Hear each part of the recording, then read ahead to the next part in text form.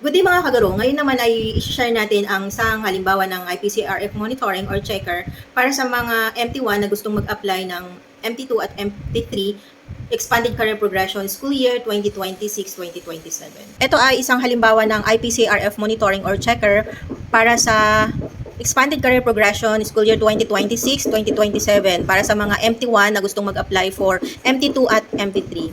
Dito nakalagay dito ang required number of CUI and NCUI, highly proficient career stage na.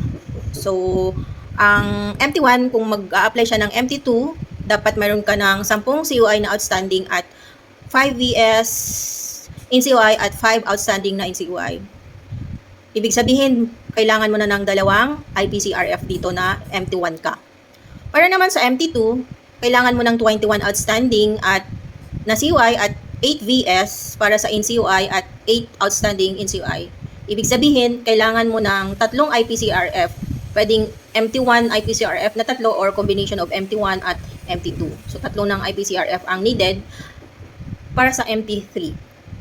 Ano ba yung tatlong IPCRF na kailangan mo para mag-apply ng MT1 or MT2? So, kailangan ay, ang school year ay 2023, 2024, 24-25 at ang pinaka-latest ay ang school year 2025-2026. So, ito yung mga indicators with actual rating. So, makikita mo may mga nakapula yan. Ibig sabihin ay naulit lamang ito bawat taon.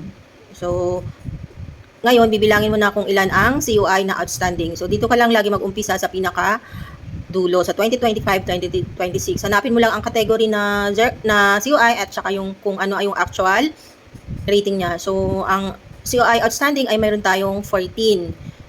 Samantalang ang CUI na VS ay mayroong lang 4. At ang CUI na satisfactory ay wala pala. So, wala kang S dito sa tatlong IPCRF.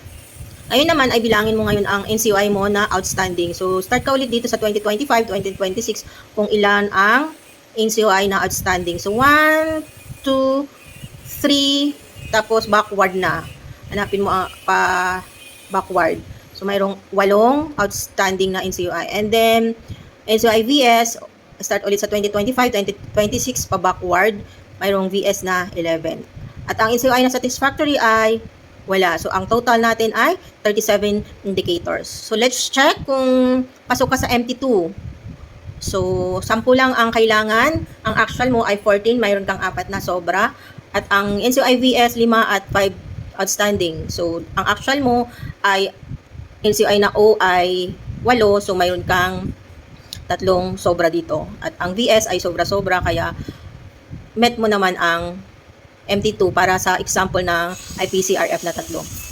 Check natin ang MT3, 21. So, ang CUI at na O at VS ay 14. So, ang kailangan mo dito sa MT3, 21. So, ibig sabihin, dapat perfect lagi ang iyong CUI, outstanding lagi ang CUI mo kapag MT3 ang kailangan mong applyan. At ang VS naman at outstanding na NCUI ay dapat tig-8. So, ang pinaka-safe na gawin dito, ang i-target mo ay every year, dapat mayroon kang 3 NCUI na outstanding para ma-meet mo yung MT3.